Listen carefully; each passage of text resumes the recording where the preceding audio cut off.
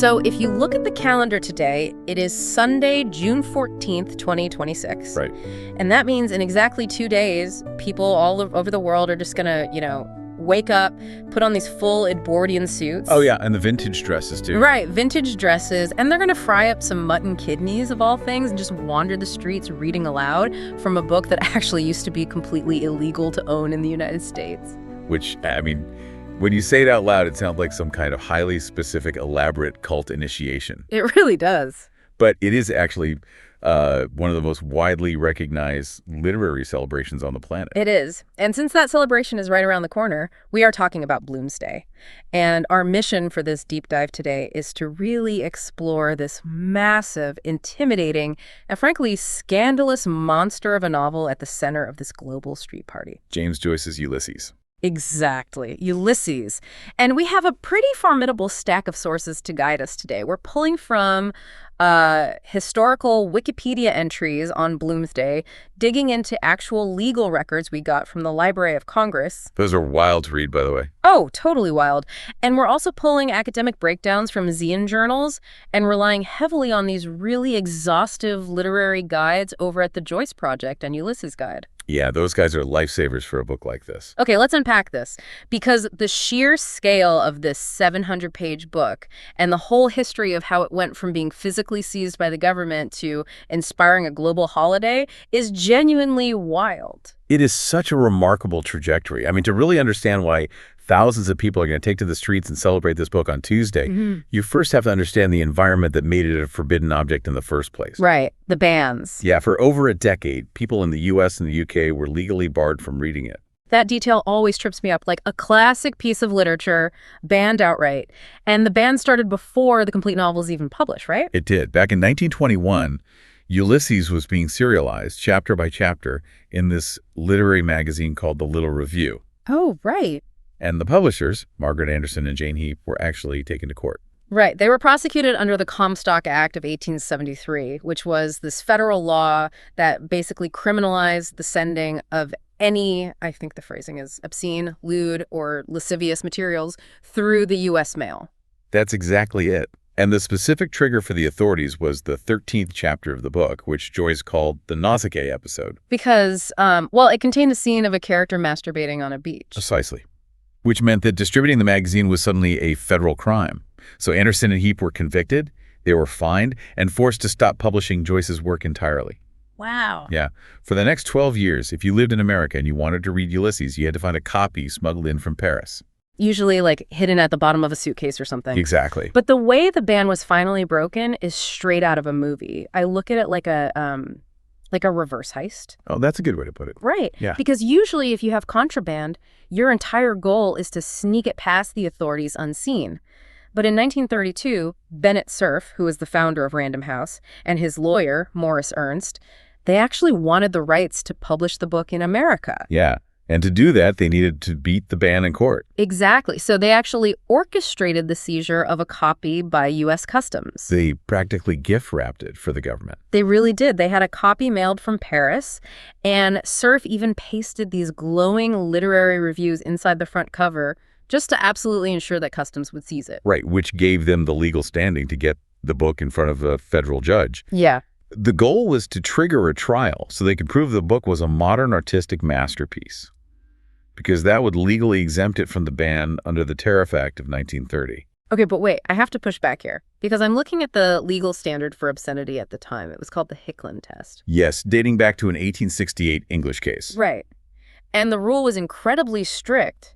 The test asked whether the material had a tendency to deprave and corrupt those minds who are open to such immoral influences. That phrasing is so dramatic. Right. But under that standard, judges didn't look at the literary merit of the whole book. If a single page or even a single scene could theoretically corrupt a vulnerable reader like a teenager, the entire book was declared illegal. Which is a very low bar for banning something. Exactly. So if the book undeniably contains a masturbation scene, how on earth could a judge in the highly puritanical 1930s legally justify releasing it to the public? Well, what's fascinating here is how the judge, John M. Woolsey, completely dismantled that puritanical framework in his landmark 1933 decision. Oh, really? Yeah. Wolsey was known as a man of letters. He didn't just read the flag chapters. He actually sat down and read the entire 700-page book. Which is a commitment. A huge commitment. And he paid special attention to the sections the government had marked up with big black X's. And he fundamentally reframed how the law should interpret human thought. So he looked at the whole organism, not just the isolated controversial parts. He did. Yeah. Wolsey ruled that while parts of the book were, in his words, disgusting, it contained absolutely no dirt for dirt's sake. Dirt for dirt's sake. Wow. Yeah. He stated famously that nowhere in the sprawling text could he detect the leer of the sensualist. Meaning the author wasn't just trying to be provocative or titillating just to sell copies. Yes. Wolsey argued that Joyce was attempting a revolutionary scientific and artistic experiment, honestly mapping the human mind. He was telling fully, without censorship, what his characters actually think about. And humans think about sex. Exactly. As Wolsey so brilliantly noted in his ruling, it must always be remembered that his locale was Celtic and his season spring. That is such a great legal line. It acknowledges that human beings have physical bodies and physical desires, and if a writer ignores those desires, well, their map of the human mind is incomplete. Exactly. Which brings us directly to how Joyce actually achieved that mapping. Because Judge Wolsey basically recognized that the so-called obscenity was just an unavoidable byproduct of a very specific literary technique. Right, the stream of consciousness. Yeah. And if you haven't encountered this style before, it can feel like hitting a brick wall. Oh, absolutely. Stream of consciousness is where a writer completely abandons the traditional linear way of telling a story. Instead of a narrator cleanly guiding you from event to event, you get the fluid, associative, unedited flow of a character's inner thoughts. Right. Think about your own thoughts as you listen to this deep dive. You are probably tracking our conversation, but maybe you are also noticing the temperature of the room, or you're suddenly remembering an email you forgot to send. Or anticipating what you're going to eat for dinner. Exactly. That chaotic, layered noise is what Joyce put onto the page. But honestly, if you drop me into someone else's unfiltered, unedited brain for 700 pages, wouldn't that just be a chaotic, unreadable mess? It could be. Like, how does a reader actually follow a narrative when the thoughts are constantly looping and jumping around? Well, it would be a mess in the hands of a lesser writer. But the genius of Joyce's application is how uniquely and meticulously he tailors that stream of consciousness to the specific psychology of each character. So it's not just random. No, not at all. It is an intimate form of characterization.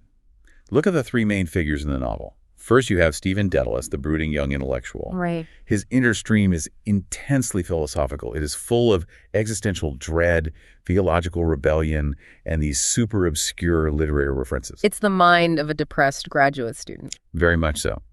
But then the book shifts to Leopold Bloom, our central protagonist, who's just a middle-aged advertising canvasser. The ad guy. Yeah. And Bloom's mind is entirely different. His thoughts are pragmatic. He is highly observant of the physical world, the smell of the streets, the price of goods. Right, very grounded. But his stream is also deeply empathetic. His thoughts wander seamlessly from his Jewish heritage to the crushing, lingering grief over his deceased infant son, Rudy, to his quiet anxieties about his wife's impending infidelity. And that third main character is his wife, Molly Bloom, whose thoughts are highly sensual, firmly rooted in the physical body, and just fiercely personal. Yes. And the sources point out that this technique completely destroys the traditional concept of time in a novel. Because that is how human memory actually operates. In a true stream of consciousness, time isn't a fixed, straight line. Right. A regret from 10 years ago or a panic about tomorrow can intrude on your present moment without any warning. You can physically be buying soap in a pharmacy, but mentally, you are reliving a childhood trauma. Okay, I am stuck on something, though. If the stream of consciousness is this wild, chaotic, shifting interior space, there has to be some kind of underlying foundation, right? What do you mean? Well, you say he wanted to capture the messy reality of the mind, but the sources talk about this incredibly rigid, obsessive spreadsheet Joyce used to write it. Doesn't building a strict mathematical framework defeat the purpose of showing raw, unfiltered thought? Oh, you're referring to the schemas. Yeah. And no, it doesn't defeat the purpose. It actually anchors the chaos. It grounds it. Well, here's where it gets really interesting. The sheer scale of Joyce's ambition here is just staggering. When he was finishing the book around 1920 and 1921, he realized his friends and early readers were completely lost. Understandably so. Right. So he privately sent them these charts, which are now known as the Lunati and Gilbert schemas, to help them decode the monster novel. The schemas reveal a secret architecture. Every single one of the 18 episodes in the book is mapped directly to a specific chapter of Homer's ancient Greek epic, the Odyssey. So Leopold Bloom, the guy selling newspaper ads, is actually the modern-day equivalent of the warrior king Odysseus trying to navigate his way home. Yes, exactly. Stephen Dedalus, the brooding student, parallels Odysseus' son, Telemachus, and Molly Bloom is the waiting wife, Penelope. But wait, why does that matter to the reader? Why map a modern story about a mundane day in Dublin onto ancient Greek mythology? Ah, that is the crucial aha moment of the entire novel. By overlaying the mundane life of a middle-class, marginalized Jewish man onto the ultimate heroic epic, Joyce is making a profound statement. Okay.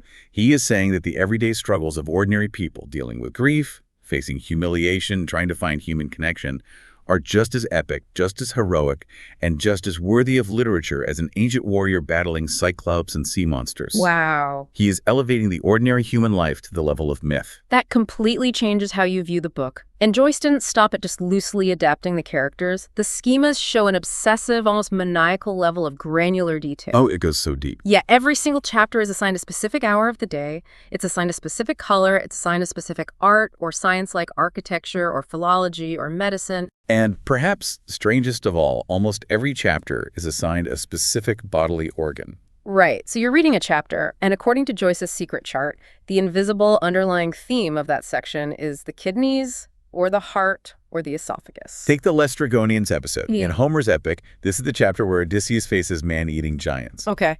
In Ulysses, it's 1:00 p.m., and Leopold Bloom is simply walking around Dublin looking for lunch. According to the schema, the art is architecture, the organ is the esophagus, and the narrative technique is explicitly described by Joyce as peristaltic prose. Wait, peristaltic-like digestion? Yes. How does a writer make words on a page mimic digestion? Through the actual mechanics of the sentences. As Bloom walks past restaurants and sees people stuffing food into their mouths, he feels disgusted. So Joyce constructs the sentences to literally mimic the squeezing rhythmic contractions of the esophagus pushing food down. That is insane. The prose becomes choppy, repetitive, and it pushes the narrative forward in these small, rhythmic, involuntary bursts.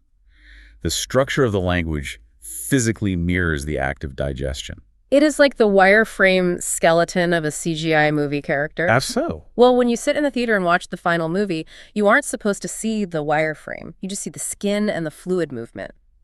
But beneath the surface, that invisible, highly mathematical wireframe is dictating exactly how every single muscle moves and bends. That's a perfect way to visualize it. Although it is worth noting that not everyone in the literary world thought the wireframe was necessary. Really? Yeah, the poet Ezra Pound, who was an early champion of Joyce, he eventually dismissed this extreme structuring as an affaire de cuisine. Meaning it was just kitchen scaffolding. Pound felt the schemas were basically recipes meant to be thrown out once the meal was cooked and served to the reader, not something for the reader to obsess over. Well, let's step out of the kitchen and actually look at the meal itself. Let's look at the text to see how this extreme architecture and wild psychology play out on the page. Let's contrast the very first episode with the very last. That's a brilliant contrast. The novel opens with episode 1, Telemachus. Right. It's exactly 8:00 a.m. on June 16th, 1904. We are standing on the roof of a Martello Tower on the coast of Dublin. Yeah. And the first thing you see is a character named Buck Mulligan carrying a bowl of shaving lather, ruthlessly mocking Stephen Dedalus. Mulligan calls him Kinch, the knife blade. And instantly, without any warning, Joyce plunges us straight into Stephen's intense inner turmoil. Right, because Stephen isn't just annoyed by the mockery. No, he is drowning in what he calls agenbite of inwit. Agenbite of inwit. It's a heavy, archaic Middle English term meaning the remorse of conscience. And what exactly is he so remorseful about? He is tormented by the memory of his recently deceased mother.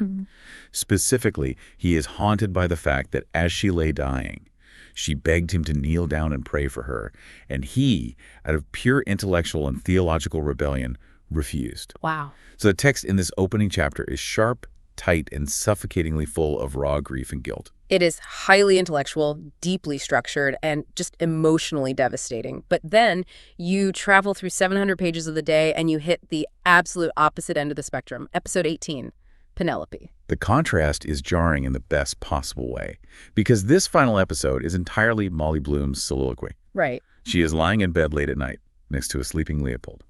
Structurally, the chapter is composed of just 8 massive sentences that run for dozens of pages with virtually no punctuation whatsoever. No commas, no periods, just a pure, unspooling flow of thought. Exactly. And if you look at Joyce's secret schema for this chapter, he lists the hour not as a specific time on the clock, but as the infinity symbol. Which is such a brilliant visual pun. I mean, an infinity symbol is just an 8 lying on its side. Yeah. It represents the endless nature of her thoughts. It represents the 8 massive structural sentences, but it also visually represents Molly herself, lying sideways in bed. It is a profound synthesis of form and function. Because there is no punctuation acting as a traffic cop, her thoughts merge seamlessly. She glides from memories of her childhood in Gibraltar, to her daily frustrations with Leopold, to the illicit sexual encounter she had earlier that afternoon with her concert manager, Blazes Boylan. Which brings up one of the funniest behind-the-scenes anecdotes in our sources. Oh, the typing story. Yes.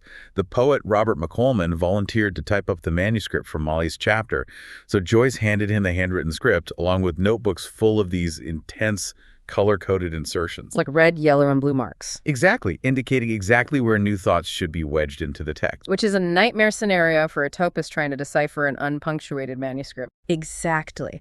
McCalman tried to follow the color codes for about 3 pages, got completely exhausted and confused, and decided, you know what? Molly might as well think this a page later or not at all. So he just improvised. He just started inserting Joyce's intricate, color-coded additions completely at random into the text. The best part of that story is how Joyce reacted. Right. When Bauman eventually confessed that he had completely altered the mystic arrangement of Molly's thoughts out of sheer exhaustion, Joyce just agreed with him. He looked at the random placements and decided they were perfect.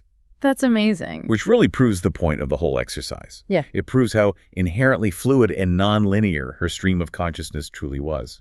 If you can shuffle the thoughts and they still feel psychologically true, the technique works. It's so good. But we also have to talk about how incredibly controversial Molly's chapter has been over the last century. Yeah, the shifting interpretations of Molly Bloom are practically a history of modern literary criticism. Well, in the 1920s, heavily influenced by the obscenity trials and literal fears of female sexuality, she was widely condemned as indecent and vulgar. Then, in the 1930s and 40s, male scholars tried to save the book's reputation by stripping her of her humanity entirely. By doing what? They frame her not as a real woman, but as a passive, idealized Earth Mother metaphor. Oh, so they tried to make her a safe, abstract symbol. Precisely. Later critics swung the other way and attacked her as merely promiscuous. But if you look at the more modern post-patriarchal readings, the perspective shifts completely. Scholars now point out that her refusal to use punctuation is a literal rejection of patriarchal structures. That makes a lot of sense. By refusing to be boxed in by the rigid rules of language and society, her fluid thoughts reflect immense agency and power. And the way the chapter ends backs that up perfectly. After all this mental wandering, all this wrestling with her marriage, her lovers, and her life, her soliloquy culminates in a shower of 19 yeses. She remembers Leopold proposing to her on a hill, and this massive, difficult, legally embattled, rule-breaking novel ends on an intensely affirmative note. She reclaims the human body and the human spirit. Yes, I'd say yes, I will. Yes, it remains one of the most famous and life-affirming endings in all of literature. Which brings us full circle, because we started this deep dive by asking why people dress up in vintage clothes and eat fried kidneys on June 16th. How did a dense, highly structured stream of consciousness novel with a secret Homeric spreadsheet become a global street party? Well, the tradition of Bloomsday actually started with what you could call a magnificent failure. The very first attempt at celebrating it was in 1954. On the 50th anniversary, the day the novel takes place. Right. Organized by the Irish artist John Ryan and the novelist Brian O'Neill. Yes. They had this grand intellectual vision. They hired old-fashioned, horse-drawn cabs to physically retrace Leopold Bloom's exact steps across the city of Dublin. Like a reenactment. Exactly. They assigned everyone specific roles from the novel, planning a day-long literary pilgrimage. But they didn't even come close to finishing, did they? They absolutely did not. The pilgrimage was abandoned less than halfway through. According to the historical records, the weary pilgrims succumbed to inebriation and rancor at a local pub called the Bailey. They just got drunk, argued, and gave up. Which, honestly, if you've read the book, feels like the most authentic possible tribute to the messy human spirit of the novel. It really does. But if we connect this to the bigger picture, The celebration has evolved tremendously since that aborted pub trip in 1954. Today, Bloomsday is a massive global phenomenon. The scale and the sources is incredible. You have marathon, 33-hour continuous readings of the entire book taking place in Washington, D.C. Wow. There are street festivals that shut down entire city blocks in Philadelphia. There are Bloomsday events held in the remnants of an actual Roman temple in Hungary, which happens to be the fictional birthplace of Leopold Bloom's father.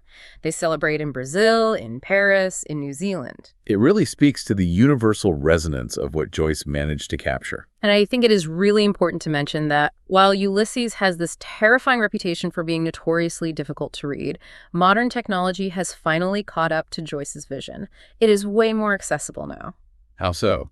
Well, decades ago, you had to sit at a desk with the novel open, plus 2 or 3 massive reference guides flipping back and forth just to understand the references. It was a workout. Yeah. But today, if you use something like the Joyce Project ebook, it features color-coded, hyperlinked pop-up annotations. You can literally click a word and decode the secret schemas, the Homeric parallels, and the historical references instantly right on your screen. Oh, that's incredible. The digital format handles all the heavy lifting, which allows you to just sit back and experience the stream of consciousness the way it was meant to be felt. The technology finally allows the reader's experience to be as multidimensional, fluid, and layered as the text itself was designed to be. So what does this all mean? Why should you care about a fictional ad salesman walking around Dublin in 1904? I think Bloomsday isn't just about celebrating a difficult book. It is about celebrating a revolutionary attempt to capture the absolute, unvarnished truth of a single day in the life of an ordinary person. Yeah. Joyce took the most mundane actions, eating breakfast, going to the bathroom, feeding the cat, walking down a street, and he elevated them to the level of ancient epic poetry. It is a massive 700-page monument to the mundane. And at its core, Joyce's exhaustive mapping of the mind is an exercise in empathy. By forcing you, the reader, into the unfiltered, chaotic thoughts of Stephen, Leopold, and Molly, the book reminds you of a fundamental truth. Every single person you pass on the street is carrying their own infinite stream of thoughts, memories, deep regrets, and burning desires, exactly like you are. Beneath every bowler hat, beneath every Edwardian coat, there is an entire, complex universe. Which leaves you with one final, provocative thought to chew on. If James Joyce had to invent an entirely new, rule-breaking literary technique in 1922 just to accurately capture the human consciousness of 1904, how on earth could a writer capture the modern human mind today? That is a great question. In an era where your stream of consciousness is constantly fractured by glowing digital screens, infinite scrolling, push notifications, and real-time global news, would a modern Ulysses even take the form of a printed book? Or are our fragmented digital footprints, our bizarre search histories, and our highly curated social media algorithms the only true accurate map of the 21st century mind? Something to think about the next time you see someone in an Edwardian suit, holding a copy of a massive book and happily eating a fried mutton kidney.